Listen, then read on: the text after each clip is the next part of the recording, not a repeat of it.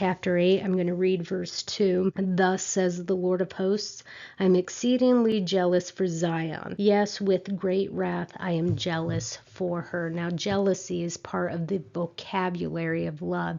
It's not the jealousy that we think of like envy. For example, if you are married, you are jealous of your spouse. That doesn't mean you envy them. That means you love them and want them to be exclusively devoted to you, not to run off with another person. It's a righteous jealousy. In the same way, God is jealous of his people. An easier term to understand would be zeal or zealous, meaning a passionate love, intense commitment, devoted loyalty. These are all good things. So the Lord is jealous or zealous for Zion, and Zion is Jerusalem. Verse 3, and he will dwell there. So Jerusalem will be called the city of truth, the faithful city, the city of righteousness. Verse 4, and his people, God's people, will dwell in Jerusalem. Verse 7, behold, I am going to save my people from the land of the east and from the land of the west. So wherever the people are, east and west, everywhere,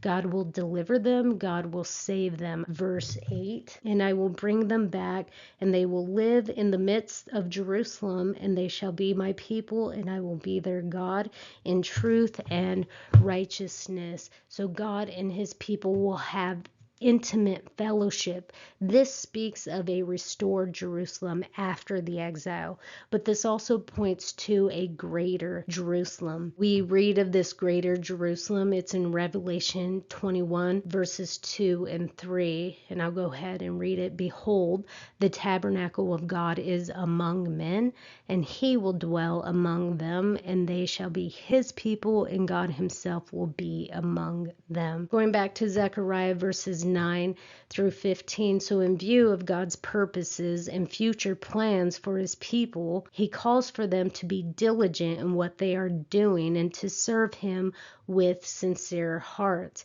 Zechariah is encouraging them that God is determined to do good for them. So be encouraged. In fact, verse 13 reads, let your hands be strong. Verses 16 through 17, the Lord's desire is for the people to speak truth, show justice and peace, not evil. Archaeologists were able to identify lines of Zechariah chapter 8 verse 16. On your screen is a picture of Dead Sea Scroll fragments from verse 16. It reads, speak truth, each man to his neighbor, and render truth and justice in your streets. Verse 19, these fasts of mourning were to be replaced with feasting, joyful and glad occasions, happy festivals. Verses 20 through 23, Zechariah announces that people from many cities will go to Jerusalem to seek the Lord. Many people from numerous nations, people of every language, will seek to know the God of the Jews.